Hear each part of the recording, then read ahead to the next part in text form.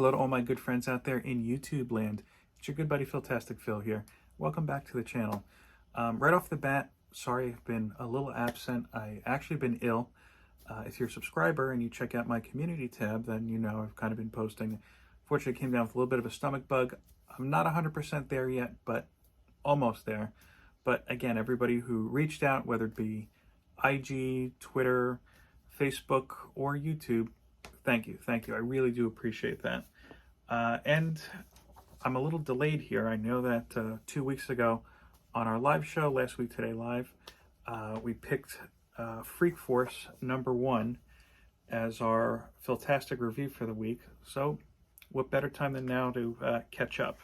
Right off the bat, I made fun of this a little bit on the live show. Yeah, because it is easy to draw a comparison to some of the X-Men titles or X-related titles of the time. I look at some of the characters here. Dart, throw darts, I remember her. This guy's Mighty Man, who looks like every antagonist from all the 80s, like teen comedies, like, oh, we're gonna settle this out on the slopes. And then you have Red Guy. Her name, I believe, is Ricochet. And I'm wondering if there was any issue between Eric Larson and Rob Liefeld down the line when, just because this kind of looks similar to Bucky's design from Heroes Reborn, in my opinion. Last I saw the character, I think she had just taken up the moniker of Nomad. You've got Rapture here, as I refer to her, not Storm. The big red guy is Mojo. And what's his name? Okay, I don't know. We'll call him American Flag Robot. I kid. For a title, I should say, of course, this is from December 1993. So this was kind of an important time, I guess you could say, as a collector for me. This is really around the time, I should say, when I really first started collecting. And I didn't read Freak Force, but I did read Savage Dragon. I think it was the second volume, where Freak Force came from. And I do remember their appearance. I remember this this book advertised, but I'd never read the book before. I was kind of surprised. And look, this book does have a lot of the 90s tropes here. Hence, you've got giant shoulder pads with pouches on them, which there's just no use for. The art style itself, it is 90s. It is Eric Larson, but I'm going to tell you, it holds up.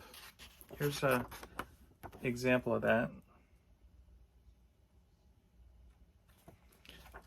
So at the beginning of the story, we find Freak Force crashing at the apartment of, I don't know who this woman is.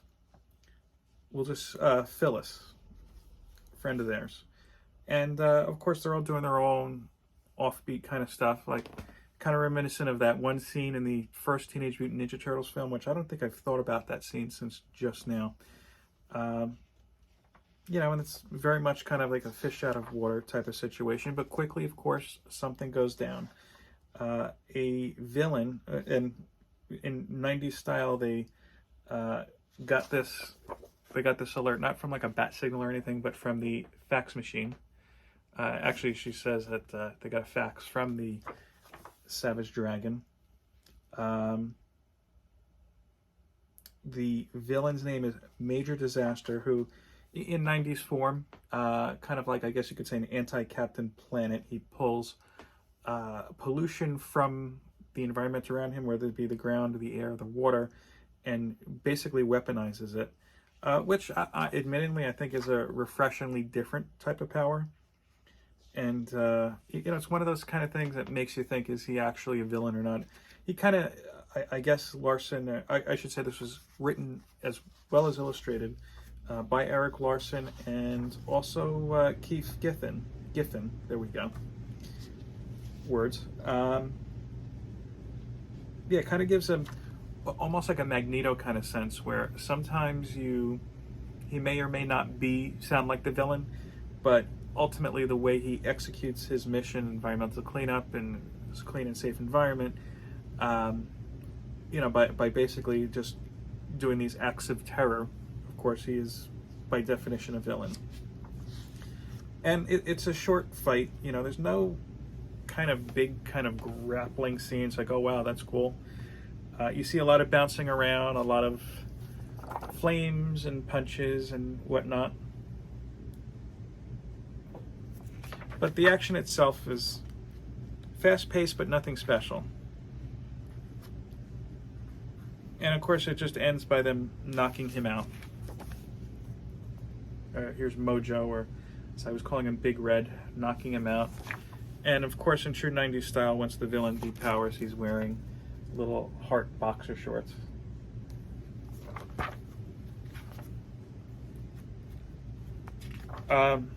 When they go back to, I guess, off the battlefield, you see that Freak Force has found their own kind of headquarters. And yeah, they're just setting up shop. I guess this is around Christmas. You don't really see too much of it. It's only for like 2.5 pages. I will say this. There is one curious kind of panel here that, I don't know. I was like, you know, I think this could have been executed a lot better. So, and this is the final panel actually in the issue. Right here, like, why are you showing the feet? It's not even really the feet. It's more of the calves, I guess, of Phyllis and Mighty Man walking away. You know, it's not like Tarantino movie feet. It's literally their calf muscle. And look, all in all, I kid around, but for a book from 1993, it holds up pretty well. Like, I'd actually be interested, believe it or not, in going back and reading it more Freak Force, to be honest with you. So, where am I going to rate this on my scale? It's not a must. It's not a must own. It's not an apex, let's say. I'm going to say it's a good read. I feel like a lot of the titles I've been reading kind of fall into there, but this truly is a good read. So look, whether you're a collector from the 90s like myself, or you're just looking for some sort of a throwback, or maybe just a different take, Freak Force #1, check it out. You could probably find it in a dollar bin or even cheaper. In fact, if you want this one, let me know. Maybe we'll work something out. Well, that's all I have for you today. Thanks for tuning in. Peace, love, and comics. Take care.